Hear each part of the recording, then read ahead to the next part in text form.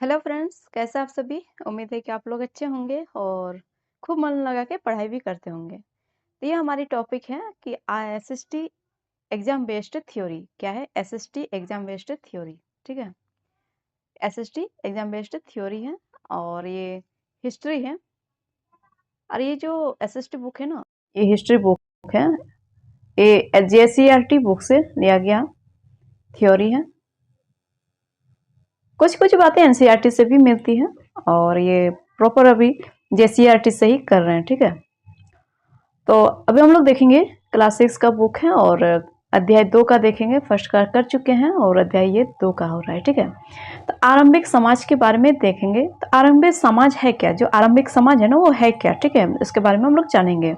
तो देखिए, प्राचीन काल में जब मनुष्य इस पृथ्वी पर आया, जब बात करें प्राचीन काल की, तो मनुष्य जब इस पृथ्वी पर आया तो उसमें क्या होता, उसमें कोई समाज रहा होगा नहीं ना। तो उसमें कोई समाज नहीं था। और वे क्या होते थे, उनको भोजन के लिए इधर उधर क्या करना पड़ता था, भटकना पड़ता था। यानी भोजन की खोज के लिए इधर उधर वो भटकते थे, खोजते रहते थे। और वे क्या करते थे, जो जंगली जानवर है ना उनका शिकार करते थे, ठीक है। फिर मछलियां और चिड़िया पकड़ते थे। फिर क्या करते थे, मछलियां जो मिलती थी ना, मछलियां और चिड़िया पकड़ते थे। फिर क्या करते थे, वे लोग फल फूल, कंदमूल, दाने, पौधे, पत्तियां आदि को इकट्ठा किया करते थे। क्योंकि उस समय में जो था ना, घर नहीं थे, कोई समाज नहीं था, लोगों को ज्यादा जानकारी नहीं थी, ज्यादा चीजों के बारे में जानकारी नहीं थी, आग के बारे में नहीं जानते थे। मतलब जो फर्स्ट हमारा पृथ्वी पर कोई समाज बसा था, कोई लोग रहने लगे थे, तो उस टाइम की बात है। तो उस समय में लोगों को ज़्यादा चीज़ों के बारे में ज्ञान नहीं था, ठीक है। यहाँ तक कि उन्हें खाने, जो भोजन करने का तरीका है, उनके बारे में भी ज्ञान नहीं था। तो इस प्रकार से वे लोग शिकार आदि करके अपना भोजन करते थे। यहाँ से उनका कोई समाज भी नहीं होता था, वे एक दूसरे से कम ही रिलेट में रहते थे। यानी उनका रिलेट भी बहुत कम था, क्योंकि उनको ज्ञान ही नहीं था किसी चीज़ के बारे में। तो वो क्या ही रिलेशन बनाएंगे, क्या ही रिलेट करेंगे किसी से। तो वे क्या करते थे, वो एक जगह से दूसरी जगह भटकते रहते थे। कभी अपना भोजन के लिए, कभी अपना कुछ दूसरा चीज, अपना जो उन्हें जो चाहिए, जो वस्तु, जो चीज जाना चाहिए, वो अपना भूख को मिटाने के लिए वो इधर उधर क्या करते थे, शिकार क्या करते थे और भटकते रहते थे। और वो शिकार में क्या करते थे, मछलियां हो गया, जानवर हो गया, इन सारी चीजों का शिकार करते थे। जैसे चिड़िया को पकड़ते थे, फिर कुछ फल फूल हो गया, कुछ कंदमूल हो गया, कुछ दाने, पौधे, पत्तियां, अंडे आदि सारी चीजों को वे लोग इकट्ठा क्या करते थे, ठीक है। अब हम लोग देखेंगे हमारे महाद्वीप जैसे गर्म प्रदेशों में पेड़ पौधों की तो कोई कमी नहीं है और यहाँ पर अनगिनत प्रजातियां मिलती हैं। तो हमारे जैसे महाद्वीप में, हमारे गर्म जैसे महाद्वीप में, हमारे देश में कोई पेड़ पौधों की तो कोई कमी नहीं है। यहाँ पर बहुत सारी प्रजातियां मिलती है, ठीक है। इसके बाद बात करेंगे कि जानवरों के शिकार व चिड़िया या मछलियां पकड़ने के लिए उन्हें बड़ा सतर्क और जागरूक और तेज होना पड़ता था। देखिए, जो हमारे देश में, जो हमारे महाद्वीप में जो पौधे हैं, जो पेड़ पौधे हैं, जो चिड़िया हैं, तो ये बात तो थोड़ी नहीं कि सबको ही खा लेंगे। कुछ चीज़ों को सोच समझकर, यानी सतर्कता से खाना पड़ता था, उसको रखना पड़ता था और उसको अपना भोजन का क्या प्रबंधन के लिए उसे सहेजना पड़ता था। फिर उसको क्या कहते हैं, अपना जो भोजन का रूप है उस रूप में उसे जागरूक होकर और तेज होना पड़ता था, ठीक है। तो कहने का मतलब है कि जो पौधा है, जो पेड़ पौधा है, सबको तो हम लोग नहीं खा सकते थे। सब चीज क्या होता है, सब चीज अच्छा तो नहीं होता है, कुछ चीजें खतरनाक भी हो सकता है, इसलिए उन लोगों को जागरूक होना पड़ता था, ठीक है। तो ये से एक शब्द की बात करें तो ये जागरूक और तेज होना पड़ता था, ठीक है। जैसा आज क्या कहते हैं, जिसको जो पहले लोग एक जगह से दूसरी जगह इधर उधर घूमते फिरते अपना भोजन इकट्ठा करते थे ना, तो आज इसको क्या कहते हैं, आखेटक, ठीक है। इसको क्या कहेंगे, आखेटक। आखेटक या खाद्य संग्रह के नाम से भी जानते हैं, जिसको इंग्लिश में बात करें तो इसको हंटर कहते हैं, ठीक है। तो इन समुदाय के लोगों को एक छू क्या कहते हैं,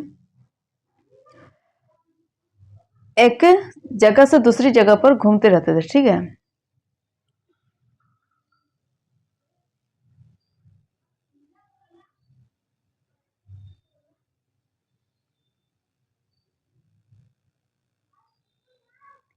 ये छू वाली चीज नहीं होगा, ठीक है।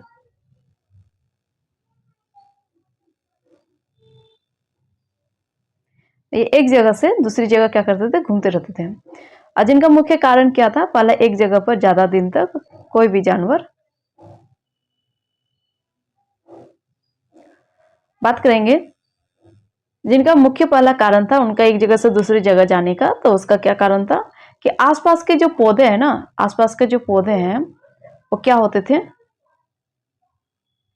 आसपास का जो पौधा होता था फल फूल और जानवर को क्या करते थे, वे लोग खाकर समाप्त कर देते थे, जिसके चलते उन्हें एक जगह से दूसरी जगह जाना पड़ता था। फिर क्या होता था, जब दूसरा बात करें तो जानवर भी क्या होते थे, जो जानवर होते थे ना वो भी अपने भोजन के लिए जगह बदलते थे। तो इस प्रकार से जो मनुष्य थे वो भी जानवर के पीछे एक जगह से दूसरी जगह जाते थे, ये दूसरा कारण हो गया। और तीसरा कारण की बात करें तो अलग अलग स्थानों पर क्या होता था, जब अलग अलग स्थान है ना उस पर अलग अलग मौसम में क्या होता था, पौधों में यानी जो पौधा है ना उसमें फल फूल होते थे। ठीक है, अलग अलग समय पर अलग अलग पेड़ पौधों पर अलग अलग फल फूल आने लगते थे। तो इस प्रकार से इसके चलते भी एक जगह से दूसरी जगह उसको जाना यानी बदली करना पड़ता था। ठीक है, एक स्थान से दूसरे स्थान पर अलग होना पड़ता था, यानी अलग अलग मौसम में उन्हें जगह बदलनी पड़ती थी।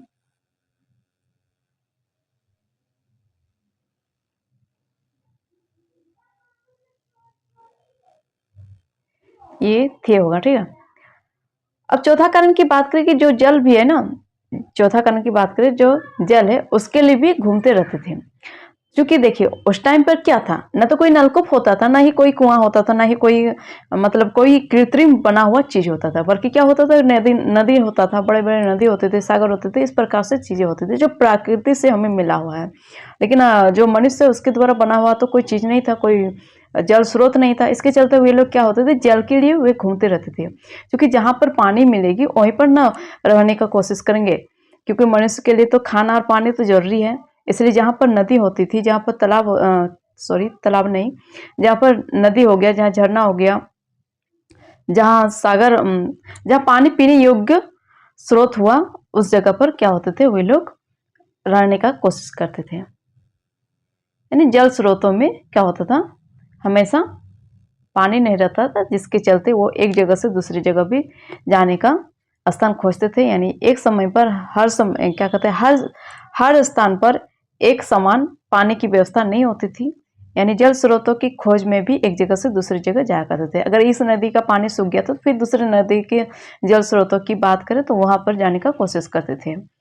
और बात करें जो आदि मानव है ना, उनका रहने का स्थान गुफाओं होता था। उनका रहने का स्थान क्या होता था, गुफाओं होता था, कंदराओं होता था, तथा नदियां जहां पर बोले ना, जहां नदी और झील होते थे उसके किनारे मिले हैं। ठीक है, उसका रहने का स्थान जहां नदी होती थी, सामने जहां नदी होती थी, झील होता था, उसके किनारे वे लोग रहते थे। अगर बात करें मानव धूप, जो मानव है ना, मानव धूप वर्षा और ठंडक तथा जंगली जानवरों से बचने के लिए क्या करते थे, गुफाओं तथा कंदराओं में रहते थे। तो क्वेश्चन पूछ सकता है कि मनुष्य गुफाओं तथा कंदराओं में क्यों रहने लगे। तो चूंकि क्यों रहने लगे, जो मानव धूप वर्षा और ठंडक तथा जंगली जानवरों से बचने के लिए गुफाओं तथा कंदराओं में रहते थे। ठीक है, देखिए बहुत सारे कंपटीशन एग्जाम में यहाँ से स्टेटमेंट्स जैसा क्वेश्चन बना देते हैं, और इस चीज सबको, ये सब जो वर्ड है इन सब चीजों को ध्यान में रखना है, और इसको ध्यान में रखते हुए अगर पढ़ेंगे तो अच्छा होगा, एग्जाम में कंफ्यूज नहीं होगा। फिर बात करें, आदि मानव को इस स्थान पर अनेक प्रकार के औजारों के अवशेष मिले हैं, जिसे उद्योग स्थल एवं आवासीय स्थल कहते हैं। तो बहुत सारे उनके जो क्या कहते हैं, जो उसका आवास स्थल है वहां पर क्या मिला है, औजारों के अवशेष मिले हैं, जिसे उद्योग स्थल एवं आवासीय स्थल भी कहते हैं। ठीक है, अगर बात करें कि जो आवास होते थे ना, उनका जो रहने का स्थल होता था, उसके आसपास ही औजार का काम करते होंगे। चूंकि लोग जो होते थे ना, चूंकि जो लोग होते थे वो अपने औजारों को क्या करते थे, बनाने, और पाषाणकालीन औजारों को, जो पाषाणकालीन था ना, पाषाणकालीन औजारों के निर्माण में औजार दो तरीके से बनाए जाते थे। ठीक है, उस काल में क्या होता था, जो पहला विधि है कि पत्थरों से, जो पत्थर है ना, पत्थर होता था, उसको पत्थरों को पत्थर से टकरा कर, यानी जिस पत्थर से कोई औजार बनाना होता था उसको क्या करता था, उसको एक हाथ में लेकर फिर दूसरे पत्थर से हाथ के हथौड़ी से वार किया जाता था। यानी जो एक पत्थर है ना, पहला पत्थर फिर दूसरा वाला पत्थर लेकर के इस प्रकार से ठोक ठोक करके उसको हथौड़ी जैसा बनाया जाता था। ठीक है, उससे औजार जैसा बनाया जाता था। एक निश्चित फिर क्या होता था, एक निश्चित औजार का रूप ले लेता था। ठीक है। दूसरी विधि की बात करें कि जब दूसरी विधि होता था तो यानी दबाव, यानी जो पहला पत्थर है फिर दूसरा पत्थर है दबाव या वसई।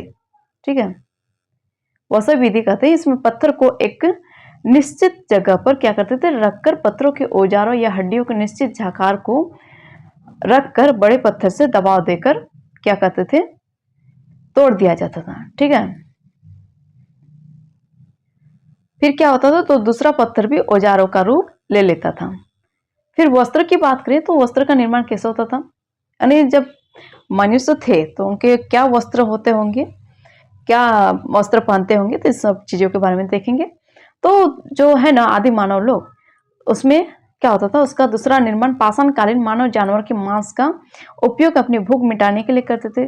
जो पाषाणकालीन मानव थे, आदि मानव लोग, वे क्या करते थे, अपना भूख को मिटाने के लिए क्या करते थे, मांस का उपयोग अपनी भूख मिटाने के लिए करते थे। फिर ठंड से बचने के लिए क्या करते थे, वे जानवरों के जो खाल होते थे ना, देखिए मांस खाया जा सकता है लेकिन उसका खाल तो नहीं ना खाया जाएगा, इसलिए उसके खाल को क्या करते थे, वो वस्त्र के रूप में अपना शरीर को ढकते थे। ठीक है। और ये इससे क्या होता था, उसको ठंड से बचाव मिलती थी। और जब जैसे ही गर्म होती थी, ये जो वस्त्र होते थे ना, ये अस्थायी नहीं होती थी, ये अस्थायी नहीं होती थी, क्योंकि जब ठंडा लगता था उस टाइम ओढ़ लेते थे, पहनने का तो नहीं था, पहनने का तो उन लोगों के पास तरीका नहीं था, लेकिन केवल क्या करते थे, ओढ़ लेते थे ना, इस प्रकार से ओढ़ लेते होंगे। और फिर क्या करते थे, जैसे ही ठंडा खत्म हुआ फिर गर्मी आई तो वे इस वस्त्र को फेंक देते थे, क्योंकि मांस का जो जानवरों का खाल होता था जिसके चलते वो क्या होती थी, गर्मी से दुर्गंध आने लगती थी, इसलिए उसे फेंक देते होंगे। तो इस प्रकार से है। अगर बात करें पुरास्थल स्थान को, अगर पुरास्थल स्तर की बात करें तो समय वहां क्या मिले हैं, जहां औजार, बर्तन और इमारतें जैसी वस्तु के अवशेष मिलते हैं, तो वहां पर क्या होता है, ये वस्तुएं, देखिए पुरास्थल की बात करें तो पुरास्थल उस स्थान को कहते हैं जहां पर क्या मिलते हैं, औजार हो गया, बर्तन हो गया और इमारत जैसी अवशेष मिलते हैं, उसको क्या करेंगे, पुरास्थल। ठीक है। क्वेश्चन पूछेगा कि पुरास्थल स्थान किसे कहते हैं या पुरास्थल किसे कहते हैं, तो जहां पौराणिक यानी जो पुराने समय के जो आदि मानव थे, उनके जो औजार, बर्तन और इमारत जैसी वस्तुओं के अवशेष मिले हैं, तो उसको क्या कहेंगे, पुरास्थल। ठीक है।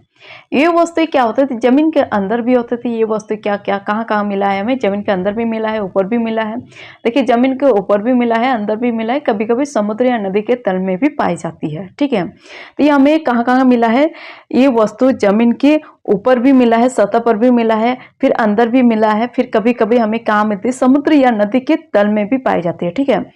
और बात करेंगे आदि मानव के बारे में जानकारी की स्रोत, तो जो आदि मानव है ना, तो उसका जो जानकारी के स्रोत है, तो उसके बारे में हम लोग बात करेंगे। तो पुरातत्वविदों को जमीन की खुदाई अगर बात करेंगे कि जो आदि मानव है ना, तो उसका जानकारी का स्रोत हमें कहाँ से मिला है, तो ये पुरातत्वविदों को जमीन की खुदाई, जमीन और झीलों के जो ऊपरी भाग है, यानी ऊपरी भाग में पाषाणकालीन कुछ पत्थरों के, लकड़ियों तथा फिर क्या है, जो हड्डियों के अवशेष है ना, जिससे आदि मानव के बारे में क्या मिलती है, जानकारी मिलती है। ठीक है। जानकारी यानी हड्डियों के अवशेष मिल रहे हैं, इससे क्या मिलते हैं, आदि मानव के बारे में जानकारी मिलती है। जैसे भारत के विभिन्न स्थानों में पूरा पाषाणकालीन औजार मिले हैं, तो देखेंगे भारत के विभिन्न स्थान के बारे में। तो देखिए पहला है, पहला क्रम में दूसरा उपकरण स्थान युग। जो पत्थर की कुल्हाड़ी तथा भाले की बात करें तो ये कौन सा स्थान में, झरिया के कोयला खानों में मिला है। फिर युग की बात करें तो ये पाषाण युग है। ठीक है। और दूसरा बात करें चाकुनुमा धारदार पत्थर, जो चाकुनुमा धारदार पत्थर मिला है ना, ये चाईबासा चक्रधरपुर यानी चाईबासा चक्रधरपुर के निकट संजय नदी घाटी में मिला है और ये नवपाषाण युग का है। ठीक है। और तीसरा नंबर की बात करें तो ये सुंदर कुल्हाड़ी है, ये हमें कहाँ मिला है, बुढ़ाडी तमाड़ में। ठीक है। बुढ़ाडी तमाड़ वाला जगह में मिला है और ये नवपाषाण युग का है। अगर बात करें तांबे की कुल्हाड़ियाँ, चौथा नंबर का है, ये बसिया यानी गुमला में मिला है, ये ताम्र युग का है। ठीक है। इस प्रकार से हम लोग अलग अलग जगह पर अलग अलग चीजें मिली है, इसके बारे में हम लोग देख चुके हैं। अब हम लोग देखेंगे, तो ये हमारा झारखंड की बात थी। अब हम लोग देखेंगे झारखंड से बाहर यानी अलग अलग स्थान पर उड़ीसा की बात करें तो जहां पर हमें मयूरभंज से मिला है। मध्य प्रदेश की बात करें तो जहां से हमें भीमबेटका से मिला है। फिर राजस्थान की बात करें तो हमें हिराना घाटी से मिला है। फिर छोटा नागपुर के विभिन्न स्थलों से बात करें तो ये हमें मिला है। ठीक है,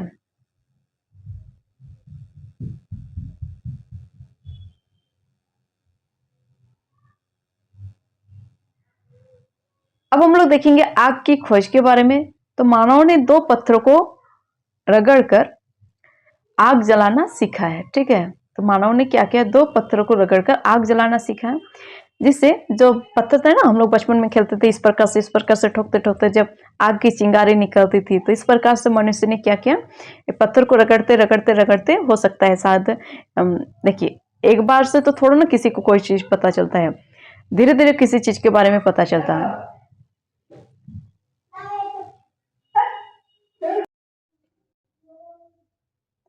तो क्या था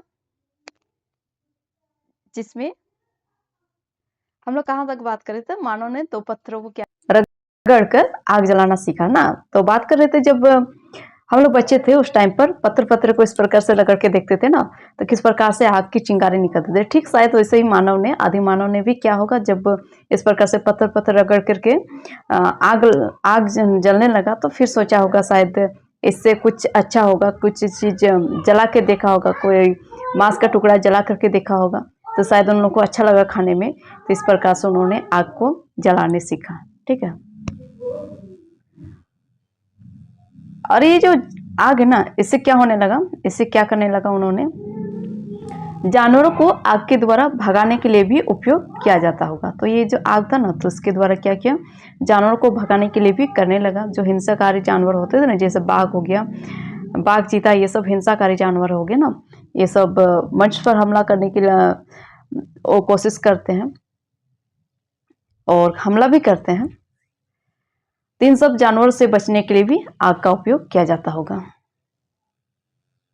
बात करेंगे, आज भी लोग क्या करते हैं, यही विधि अपनाते हैं ना, जहाँ पर जंगलों से जो हाथियां होती, जो उसका जंगली सुअरों का झुंड निकलता है, तो इन सब जानवरों से बचने के लिए क्या करते हैं, वहाँ पर लोग लंबी लकड़ियां और एक छोर पर क्या करते हैं, एक छोर जो लंबा होता है ना लकड़ी का, तो उसको एक छोर में कपड़ा बांध करके उसको क्या करते हैं, आग लगा देते हैं, फिर रख देते हैं। ठीक है, इससे जंगली जानवर सामने नहीं आते हैं और उसमें किरोसिन तेल छिड़क करके आग जला देते हैं ना, ये सारी बात थी। तो इस तरह जंगली जानवर आग को देखकर भाग जाते हैं। तो इस प्रकार से क्या होता है, जो जंगली जानवर होते हैं वो आग को देखकर भाग जाता है। अब हम लोग देखेंगे, ऐसा आधखंड के सारख्या, सिल्ली, तोपचांची व दंडी आदि क्षेत्रों में देखने को मिलता है। और प्राचीन में, जो प्राचीन समय था, उसमें आग जलाने के लिए चकमक पत्थर का प्रयोग होता था। और जलवायु परिवर्तन, आज से लगभग 12,000 वर्ष पूर्व दुनिया की जलवायु में परिवर्तन के फलस्वरूप क्या हुआ, गर्मी बढ़ने लगी। और इसके बाद क्या हुआ, घास के मैदान बने, फिर घास खाने वाले जो जानवर होने लगे, वे जैसे भेड़, बकरी, गाय, हिरण हुआ, बारहसिंगा हुआ, ये सब जानवर की संख्या बढ़ने लगी। फिर क्या हुआ,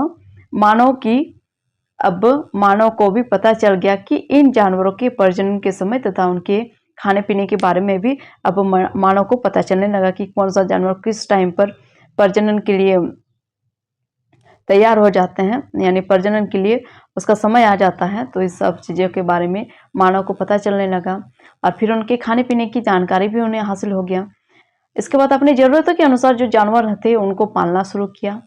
और मौसम में जो परिवर्तन के अनुसार कुछ इलाकों में क्या होता था, जो गेहूं, जो धान से अनाज, फिर जो गेहूं जो मौसम के अनुसार जिस प्रकार से, जैसे गेहूं जो धान हो गए, ये सब अनाज को प्राकृतिक रूप से उगने लगे, यानी उगाने लगे। ठीक है, साथ जब लोगों ने अनाजों को, जो अनाज है उसके स्वाद को परखा होगा, तो शायद उन्हें अच्छा लगा होगा और इस प्रकार से उन्होंने क्या किया, इकट्ठा करना शुरू किया और धीरे धीरे क्या हुआ, मानव का विकास होते गया। ठीक है, अब बात करें नवपाषाण युग की, तो लगभग 10,000 से 4,000 ईस्वी पूर्व तक माना गया है। और इसमें जो है ना, मानव पूर्ण रूप से स्थायी और विकसित हो गया था। और इसकी बात करें तो ये जो नवपाषाण युग है, इसको क्या कहेंगे, नवपाषाण युग कहते हैं। ठीक है, तो देखिए फ्रेंड्स, यहाँ से क्वेश्चन बनती है कि नवपाषाण युग लगभग कब से शुरू हुआ था, तो 10,000 से 4,000 ईस्वी पूर्व तक इसको माना गया है। और इसका जो मानव पूर्ण रूप से क्या हुआ था, अस्थायी और विकसित हो गया था ना। इस समय मनुष्य स्थायी हो गया था, बसने शुरू किए थे और विकसित भी हो गए थे। अगर बात करेंगे कि पाषाण काल के विभिन्न चरण की, तो पाषाण काल को मुख्यतः 3 भागों में बांटा गया है। पहला पाषाण काल 20 लाख पहले से, यानी जो 20 लाख साल है उससे पहले से क्या था, 12,000 साल पहले तक, ठीक है।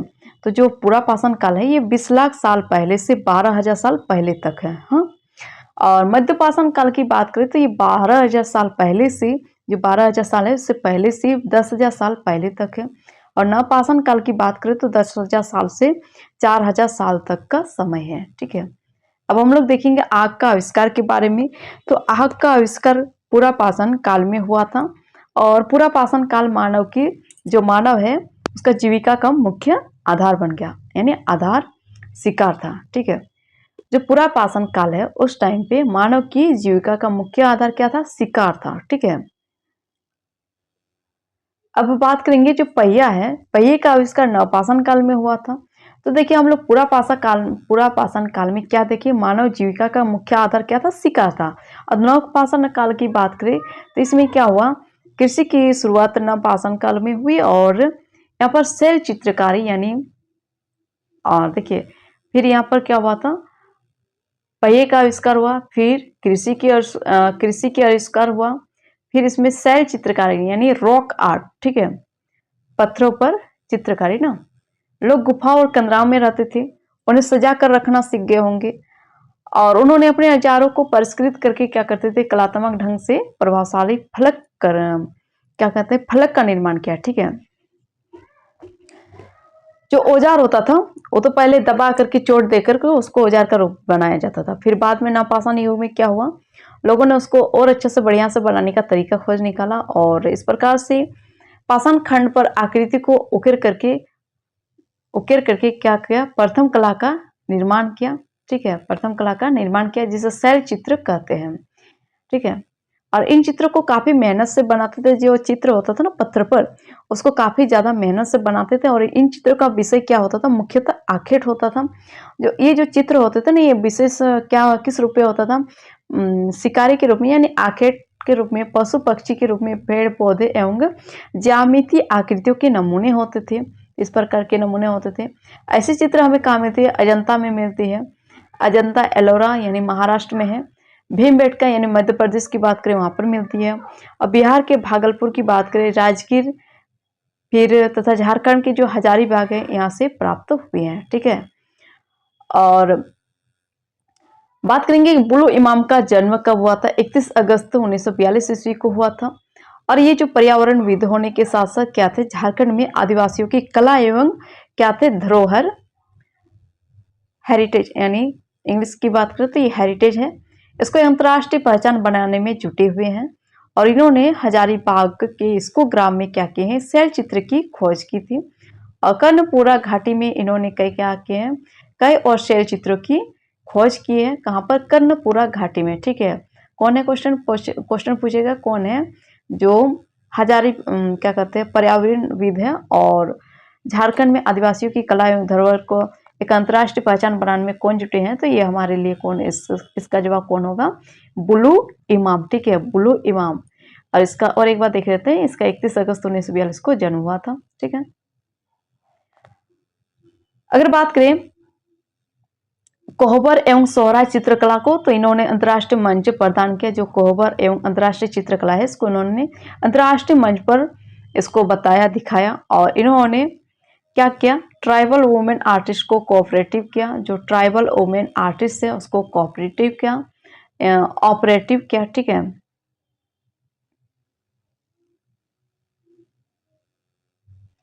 और इसके द्वारा जो कोहबर व सोहराम चित्रकला का ऑस्ट्रेलिया, यूरोप व यूके की प्रदर्शनी में क्या किया, लगाकर झारखंड की चित्रकला को अंतर्राष्ट्रीय मंच प्रदान किया है। और इन्होंने क्या किए हैं, जो झारखंड की जनजाति है ना, कला एवं संस्कृति पर कई फिल्मों का भी निर्माण किया है और वह कई पुस्तकें भी लिखी हैं। और इन्हें वर्ष 2011 में, इनको क्या किया, वर्ष 2011 में गांधी अंतर्राष्ट्रीय शांति पुरस्कार भी मिलता है, ठीक है। और ये देखिए, ये जिला है, ये खोजकर्ता का नाम है। तो हजारीबाग का बुलू इमाम, गढ़वा का डॉक्टर राकेश तिवारी, रांची का डॉक्टर बिंदुला जायसवाल, फिर कोडरमा गिरिडीह है डॉक्टर AK प्रसाद। ठीक है, डॉक्टर AK प्रसाद है ना। ये सब खोजकर्ता थे और ये जिला का नाम देख ली, इधर जिला का नाम है और इधर खोजकर्ता है। ठीक है, ये जिला है, ये खोजकर्ता है। अब हम लोग देखेंगे शैल चित्र। शैल चित्र में भवनाथपुर गढ़वा, गढ़वा के भवनाथपुर प्रखंड के नए हाने जंगल में, यहाँ पर घने जंगल होता ना, घने जंगल में कैमूर पर्वत पर अवस्थित हैं और कैमूर की ये पहाड़ियां चूने पत्थर की हैं जो शैल चित्रों की प्राकृतिक रूप में सर्वदा क्या है, अनुकूल है। ठीक है, और ये क्या है, यह चित्रों को गेरू मिश्रित घोल एवं कुची की सहायता से बनाया गया है। ठीक है, और ज्यादातर चित्रण क्या है, प्राकृतिक शैली के हैं। ज्यादातर चित्र क्या है, जो प्रकृति से हैं और प्राकृतिक शैली के हैं।